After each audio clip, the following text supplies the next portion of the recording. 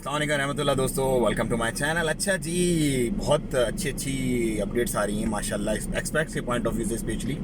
जैसे कि पहले आई थी कि फ़ीसेस जो हैं वीज़ाज़ की वो कम कर दी गई हैं, लेकिन उस पर ऑफ कोर्स कोई शर्त है ओमानाइजेशन की कि इतने इतने ओमानिया आपने रखने हैं, उन्हीं कंपनीज़ को वो वेवर दिया जाएगा।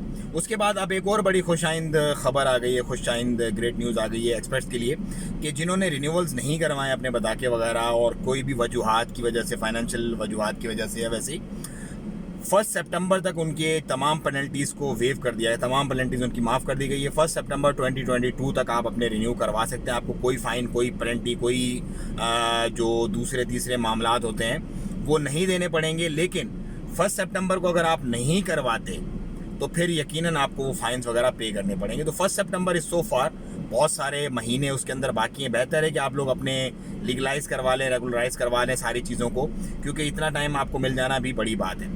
उसके साथ ही साथ हत्ता का जो बॉर्डर है वो खोल दिया गया है, और इससे जो कंजेशन होती थी, जो एक लाइनें वगैरह क्यू वगैरह होती थी, उसमें बहुत ज़्यादा आप देखेंगे स्मूथनेस आ जाएगी। मतलब क्योंकि बहुत ज़्यादा काउंटर्स हैं, बहुत ज़्यादा उसके अंदर राहदारियाँ हैं जो कि आपको ईज़िली आप एक्सेस कर सकेंगे। स्पेशली जो बड़ी गाड़ियाँ होती हैं, बहुत ज़्यादा लंबी लंबी लाइनों में उनको लग के इंतज़ार करना पड़ता था, अब वैसा मामला नहीं होगा। तो इट्स अ गुड थिंग। और उसके साथ ही साथ और बहुत सारी स्पोर्ट्स एक्टिविटीज़ और बहुत सारे मामलात, क्योंकि अब सब खुल गया और रमज़ान की भी आमद है अल्हम्दुलिल्लाह। रमज़ान की भी आप देखेंगे इस दफ़ा जो बरकतें होंगी और जो तमाम चीज़ें जो हम मिस कर रहे थे पिछले तकरीबन 2 साल से सल्तनत में, वो इंशाल्लाह इस दफ़ा हमें मिलेंगी।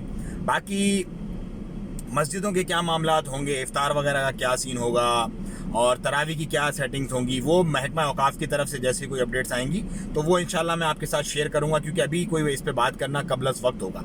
तो ये थी कुछ अपडेट्स। इंशाल्लाह दुआओं में याद रखिएगा अपना और अपने को बहुत ख्याल रखिएगा। अस्सलाम वालेकुम रहमतुल्लाह।